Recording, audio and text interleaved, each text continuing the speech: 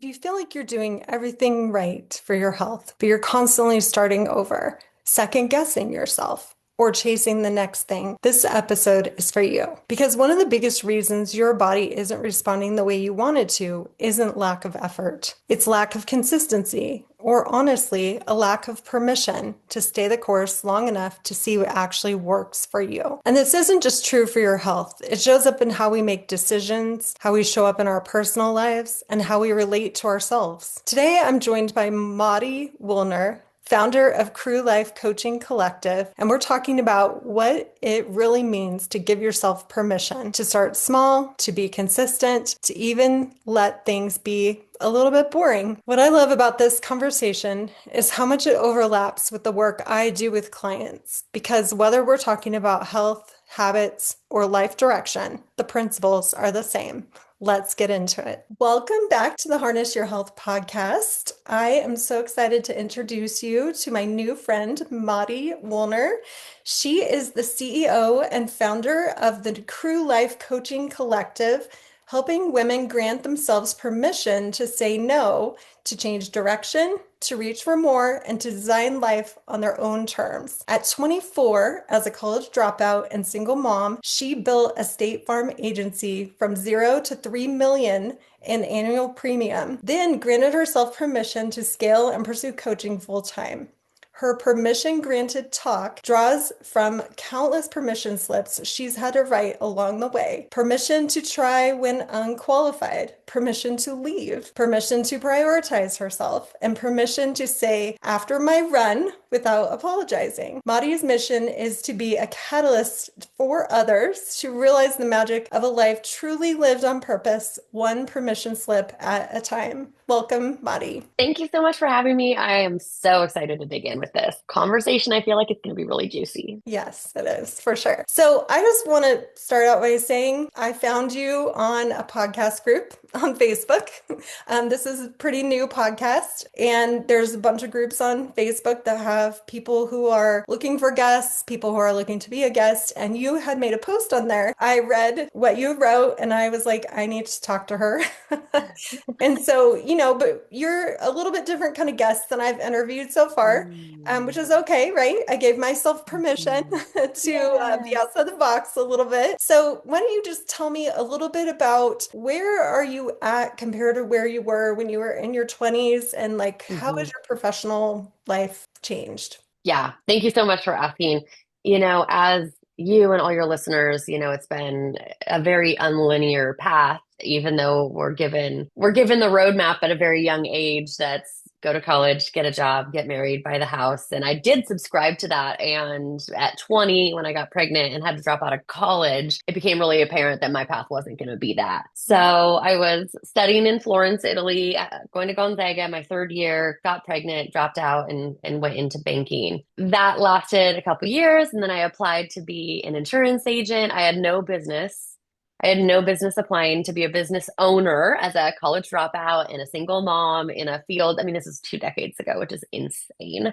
In a very male dominated field, walking into that room with no qualifications. They wanted six figures in the bank, they wanted a college degree, and I didn't have any of those. And I think the naivete of a 20-year-old or 20, how old, a 24-year-old back then, Mhm. really helped me with that confidence to say, I think I could do this. And they saw something in me as well. And so opened my State Farm insurance agency in 2008. And uh, insurance wasn't my jam. I worked really hard for 10 years growing it from the ground up. I really hustled, I really grinded, and there's stories and permission slips all sprinkled all throughout that journey. But I hired my first business coach back then, and she encouraged me to start coaching my team, right? So I had a large team back then, and I would coach them on sales and strategy and insurance products, typical coaching session that I want my team to sell and learn. And Mhm. after months of that, the team leaned in and they're like, okay, we get all of that, but could you coach me on, like, I'm having a problem with a roommate. Could we walk through that? Or I Mhm. have this nagging credit card. I just can't pay it off. I don't know what to do. And it's so frustrating to see the interest rack up when I'm doing everything I can. Can we get some coaching around that? So I started coaching my team both on business strategy and life stuff, and quickly became my favorite day of the week, as one does. I posted on social media, Monday's my favorite day. I get to coach my team. And after about a year, folks started reaching out to me and saying, could you coach me? I have that thing. I have that question. And so my coaching practice started about 12 years ago organically. And so I scaled my business and my team runs it now, and I'm able to fully lean into the crew and my coaching practice and my passion. That's so awesome. I love organic stories. It's the best. When I was younger, in my early 20s, I tried to plan everything out, schedule everything out, control everything. There was a lot of things that happened that did not go as planned. That was a Mhm. huge learning experience for me. So the organic path, I think, is Yeah. just one of the best things that we can experience because we don't always know what all the opportunities are, right? Or the people that we'll meet. Yeah. Right. Permission to give it a try, Yes. to really analyze and ask yourself and become a scientist and get curious. Like, do I like this? I made a hypothesis that this direction was going to be the direction I wanted. And while you're in it and walking through it, can you be curious enough to say, is this it? Is this what I thought it was going to be? And then if Yeah. the answer is no, let's take a different next step. Absolutely. So, you know what I do, and obviously our listeners do too. And I talk with people about this kind of thing a lot because in two ways. So, I think that people are so confused by health information, nutrition Mm, information, and a lot of that is because of the noise. There's so much noise, but I imagine it doesn't matter what you're talking about. It's the internet, it's social media, it's all the things, right? And so people take in that noise and kind of process it and then think that they have to change what they're doing. So I really want to talk about this because this is what I see, and I believe mm, so strongly in consistency. So making a plan, being consistent, and then evaluating what you did and how did that go, right? Because obviously you could give yourself permission every day to do something different, but it's probably not going to give you yeah, the outcome that you want, right? So can you just speak to that a absolutely. little bit? Yes. And this just takes me back to COVID. And because we had so much different sort of time, I found myself on social media a lot more. And one day I decided, you know what? I really need to start baking sourdough bread. What? I could barely handle a HelloFresh box. Like, the only reason I thought that I needed to become a sourdough bread aficionado was because of the noise, like you said, of what I was seeing online and what influencers were telling me I needed to do, or I needed to become in order to whatever, like maximize the pandemic, whatever it is. And Sure. so I can completely understand because we've all been there. You see the next shiny thing, you see the different supplement, the different workout routine, the different health coach, who might be promising a six pack abs in 5 days. And you're like, oh my gosh, that sounds dreamy. And Mm, so I think that is one of the biggest permission slips is permission to be consistent for mhm. long enough, not forever, but for Sure. long enough so you can figure out if it's working for you, if you like it, if there's any tweaks you need to make, and permission to let it be boring, right? Yeah. So permission to start small. And Oh, in this podcast group, we had already met and chatted a little bit, but recently you posted again about your running story and we talked about it in your bio a little bit. Can you just speak to that? Because yeah. this is something in health, and I'm sure with what you do too, Mm, that is so, so important. People want yeah. to jump to the wolves, if you will, and do this Yeah. 180-degree difference. I'm going to be a brand new person. I'm going to change everything in my life. And then depending on their capacity, they either crash in a day or a week or Mhm. a month, but they always crash in my experience. Yeah. And I've Right. done this many times. So I'm definitely not shaming anyone or faulting anyone. This literally was my personality, and I still have a little bit of tendency for that. So I like empathize with people very much about Hmm. this. But can you just speak to this? I Yeah. would love to hear your take. Yeah, absolutely. And, talk about boring. What we see out there on the internet is the half marathon, is the medals, in the runner's teeth, or the podcast that's been launched, or the dream that's been accomplished. What we don't see is starting small. We don't see the baby steps that it takes to get to crossing that finish line. And so I have been a runner my whole life, but an off again, on again runner my whole life. I've run a couple half marathons, but every time I ran a half marathon, I really wasn't leaning into my identity. I had a goal, and the goal was to finish. And then because I didn't think about identity, like who I was becoming, as soon as I crossed that finish line, I threw my shoes in the back of the closet and they stayed there for 6 months, Mhm. a year and a half, like a really long time until things started changing. Maybe my body started aching, and talking to me and a little bit. And I had this desire to start running again. So this has happened to me recently, desire to start running again because I do love running. I love when I can run with ease and listen to a podcast and get into flow. And I really do get most of my creative ideas from running. But as you said, there's no way I could go from 0 miles to a half marathon in any sexy amount of time. It doesn't look good. And so I gave myself permission to start again. So a lot of us think that just because we stop something and we have to start again, we're failures. Mhm. Wrong. Like, no, it is brave to start again. Whatever that is, picking up the guitar, nutrition, exercise, having an intense relation or conversation with your partner, right? Starting again is a brave thing. So I had to give myself permission to start again, and then permission to kind of be pathetic. Now I know that sounds super harsh and judgy, but it's how I felt. Like, Mhm. I knew that I didn't want to hurt myself. And so I started with a goal of running 0.25 miles. Now, I'm like, don't mishear me, not 2 miles, not 1 mile, a quarter of a mile. And I went out and did it, and it wasn't pretty and it wasn't glamorous. And I posted on social media. And I said, oh my God, I'm running, I'm a runner again, 0.25 miles. And then, the next week is a half mile, et cetera, et cetera. And I'm up to 1.5. Nice. But the permission to start really small, I think, is one that we miss because that's almost with anything imperative to start there. And I want to be a catalyst for women. Like, I want to show that that's embarrassing, pathetic, unsexy, but I don't care. That's how Right. we start. That's how goals are got. And so I will shout from the top of the top of the roofs, granting permission to start very, very small, build the consistency like you preach so Mhm. that the goals compound, the actions compound, and eventually you become like my goal is simple too. It's only 3 miles. That's all I want to be able to do right now. I just want 3 miles with ease. And I'm getting there because I started at a quarter. Right. Yeah. And so I love this because you have your goal in mind. Like, do you have a run or a race or something that you're working towards?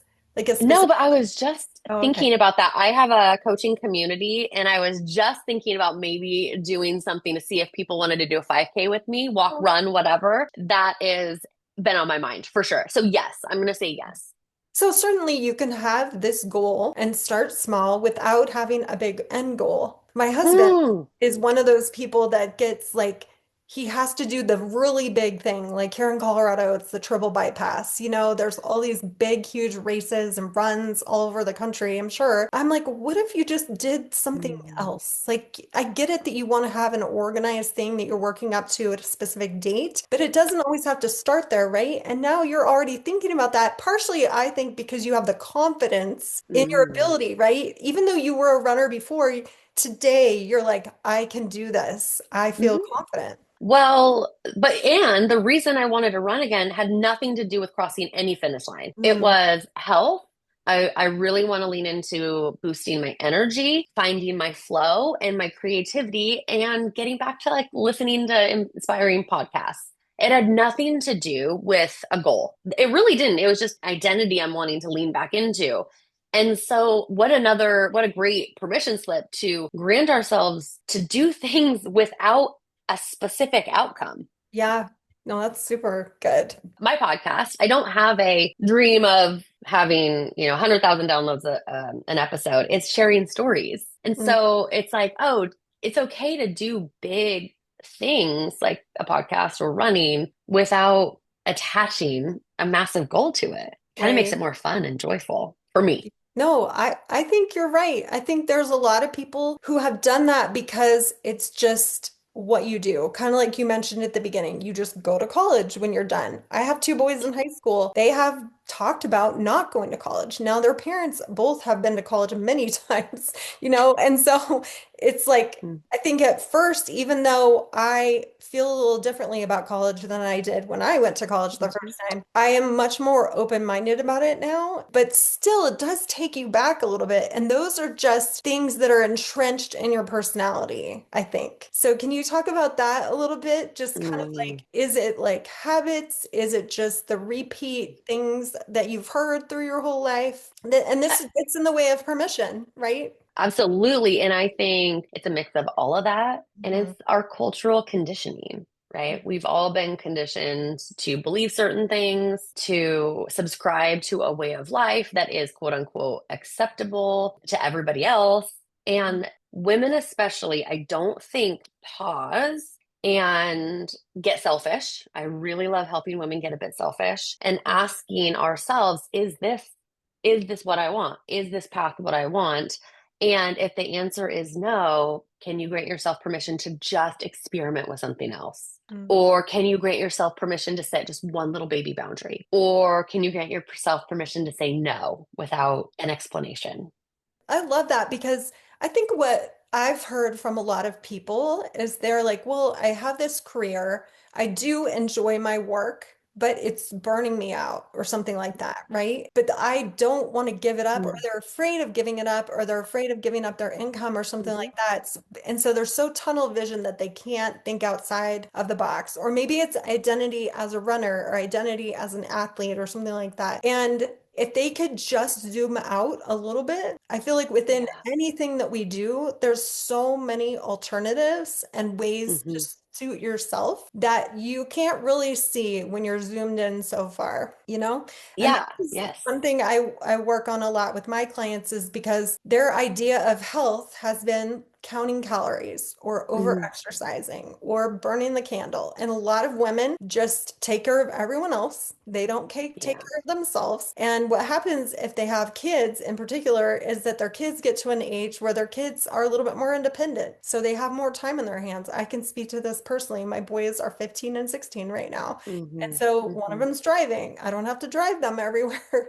Like all of a sudden I have this extra time and it's been challenging for me to grant myself Mm. permission. I'm like, this is time for me. Like no one is telling me I have to do something at a certain time or it's like free time that I'm getting. Hmm. And I think sometimes it's hard for us to switch gears because even though I know that intellectually in my mind, I'm like, oh, but I'm still a mom and I'm still this and I have my business and.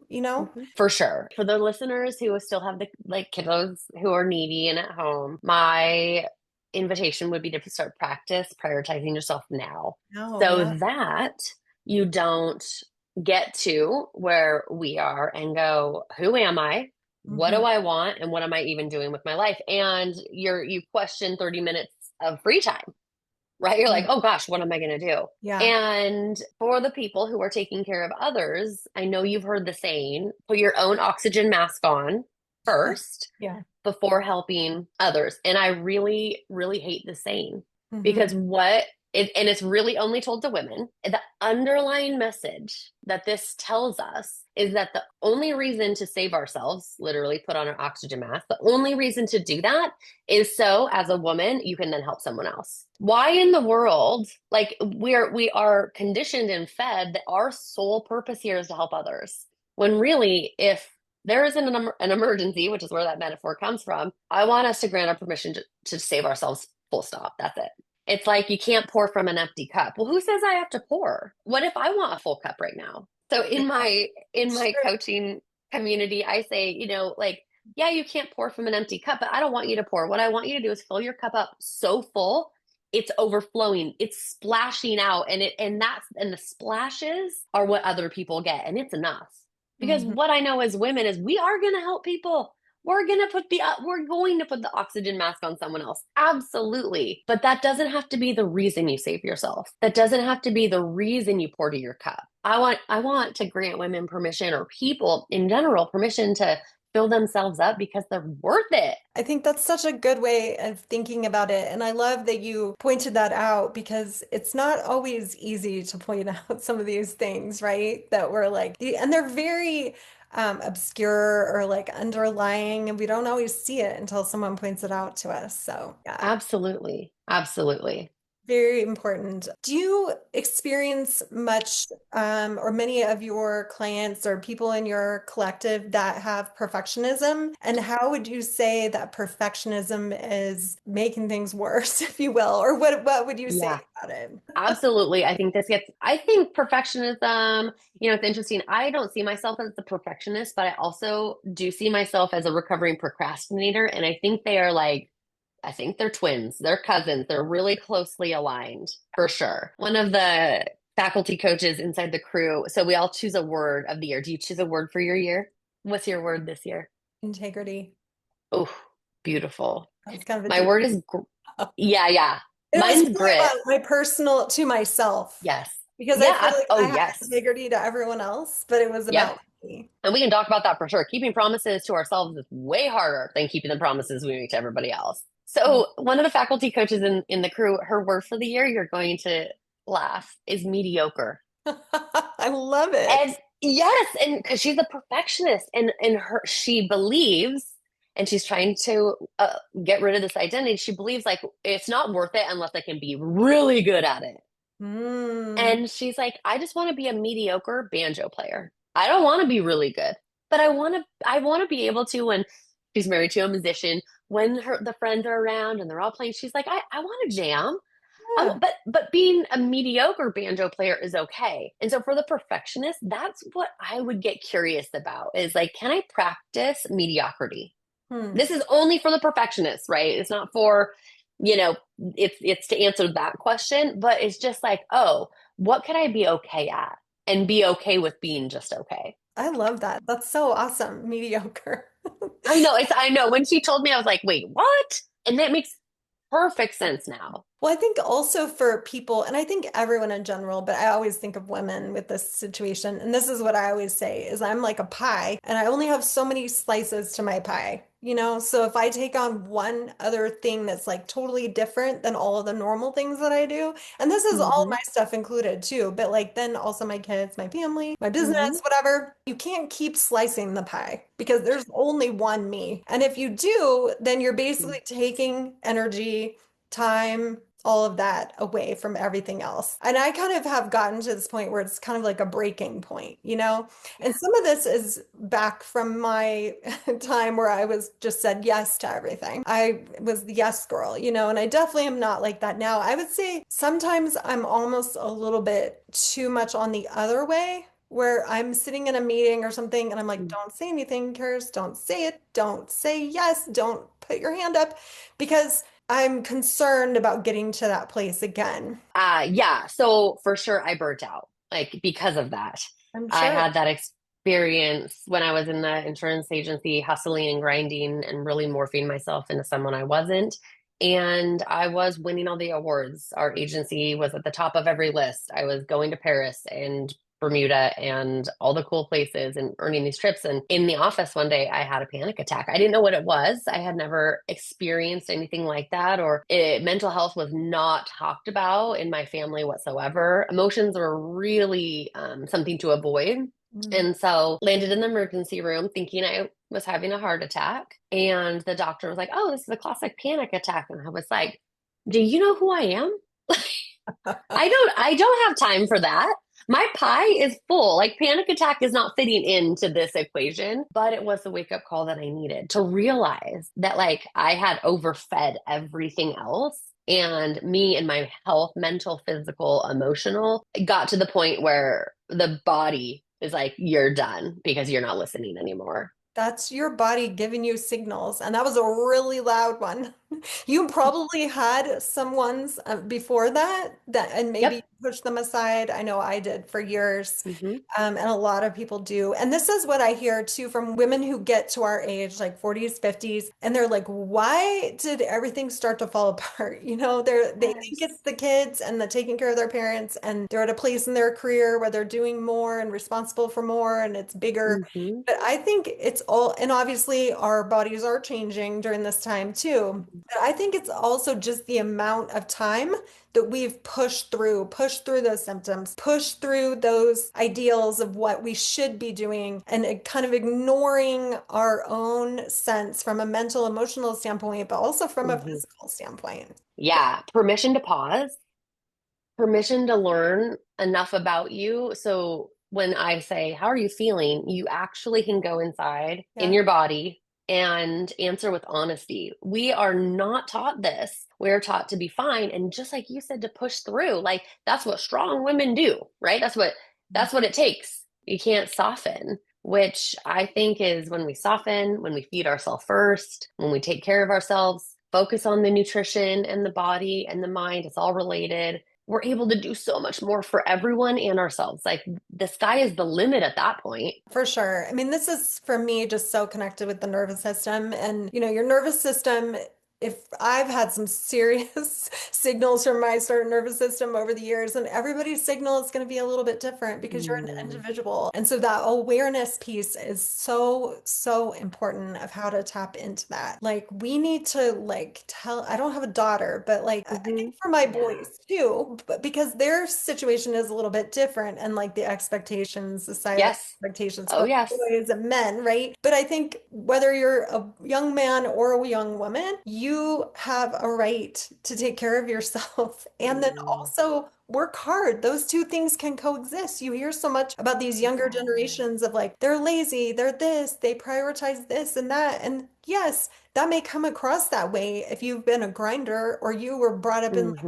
school, whatever. But at the same time, like, what is that person going to be capable of doing at some point, their midlife, where other people have completely fried themselves, you know? Yeah. My word for the year, as I mentioned, is grit, which one would probably assume that means like hustle and grind. Yeah. But it's very much an and. It's intentional, purposeful, slow, consistent grit, not the kind that burns you out. And being really aware of like, oh, I'm napping more than I usually do. That's a signal to me. Something's going on, right? And it could be a nap, a panic attack. I mean, what are some other symptoms of this that you see in your clients? So, I mean, so many things. I can't even tell you. I mean, I w was talking to a lady the other day. Hers was headaches. So she's like, I've kind of just been plagued by headaches my whole life. And I don't like do, how a functional medicine doctor will oftentimes do like a really extensive history, like decades long. But I feel like you can ask a lot of questions to get things out of people. And really, this woman was in her 60s and she's been having headaches for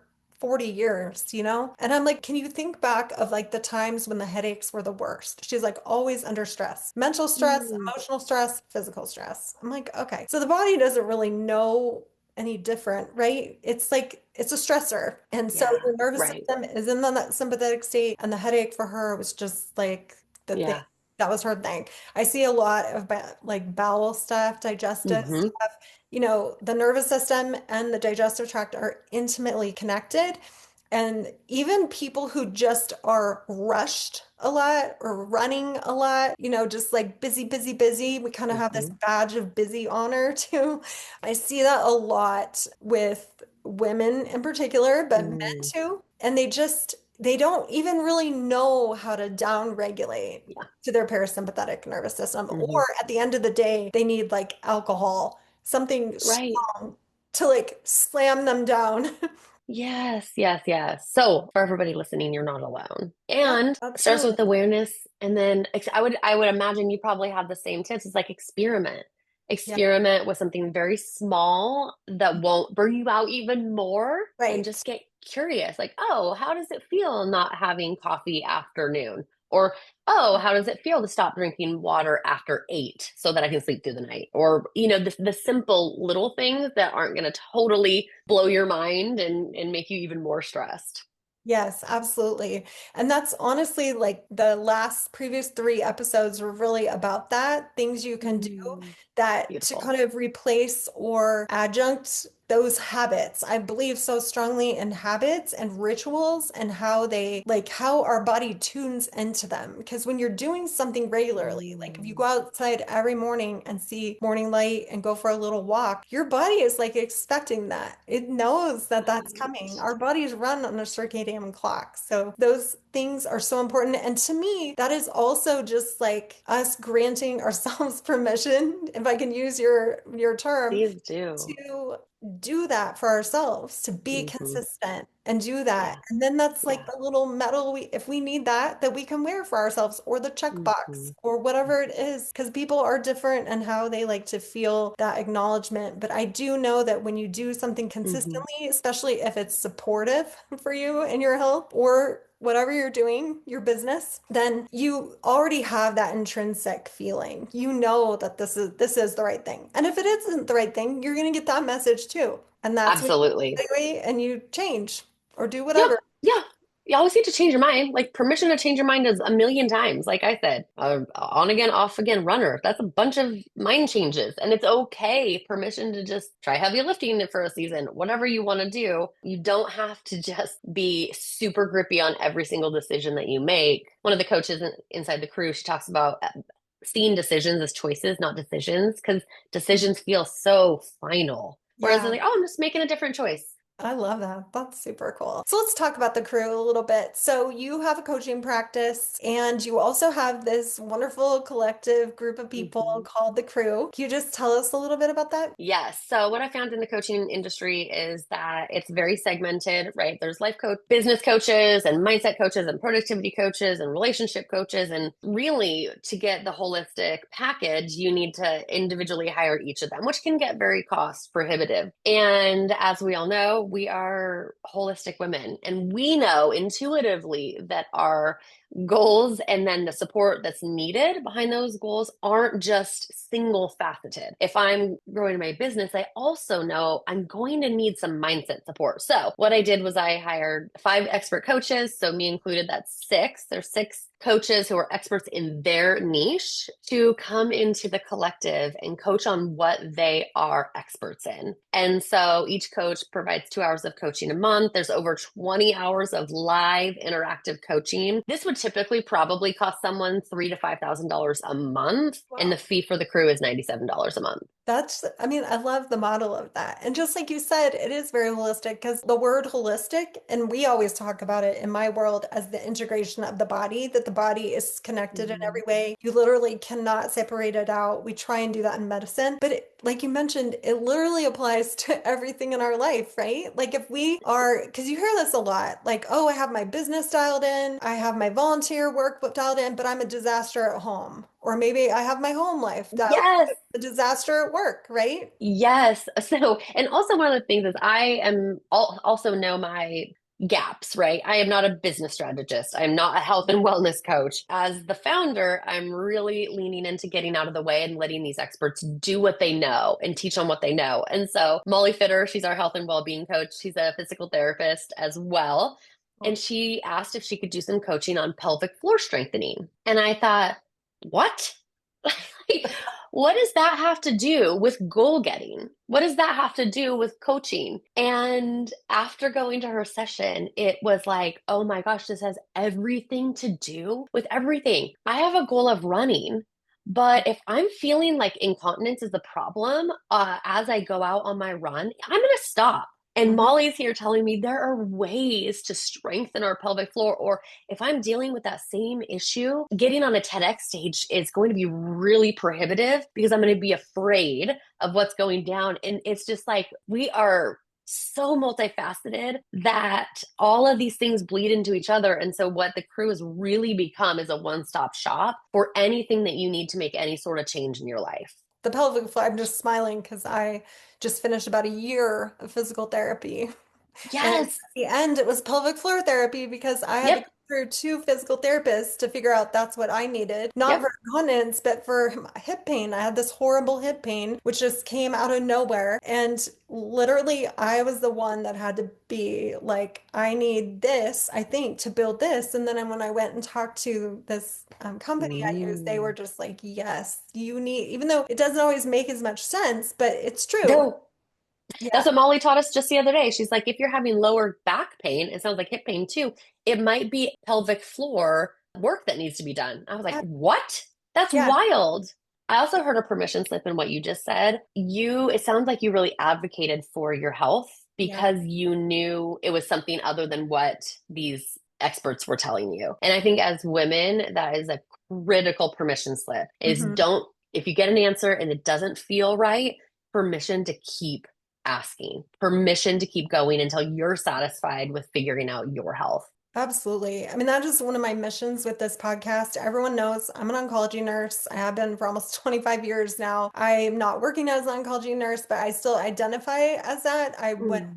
like it took me a lot to go to nursing school, and it was very much I felt in my bones that it was what I was meant to do. And I have a valid nursing license. I'll probably never shut that door until I'm like ready to retire. One of my missions with this podcast is to make that bridge for people to help them understand that all of the daily practices, habits, holistic health, whatever, exercise, mental, all of the things matter so much for your health. And if you go to your doctor and you are on a medication and you need that person for that, and that's important, great. But if they tell you, oh, your mindset doesn't matter, or it doesn't matter if you drink water, or whatever the case may be, you don't have to listen to that part. You can do that part on your Yes. own, right? Yes. And so we need to live on this continuum of Mm. like, it's not them versus us, it's all of us together. We use our practitioners when we really need them. If you need a surgery, of course. If you have an accident, yes, you need that. You need those well-trained, skilled people, but you also have so much control over your health that you Mm. don't even realize in all of Right. the foundational concepts. And so it's so important to me that people stop feeling like they have to pick one or the other, because you do not need to do that. And medicine has come a long way, I will say. I always love to give the example of like in an infusion center. So that was where I primarily worked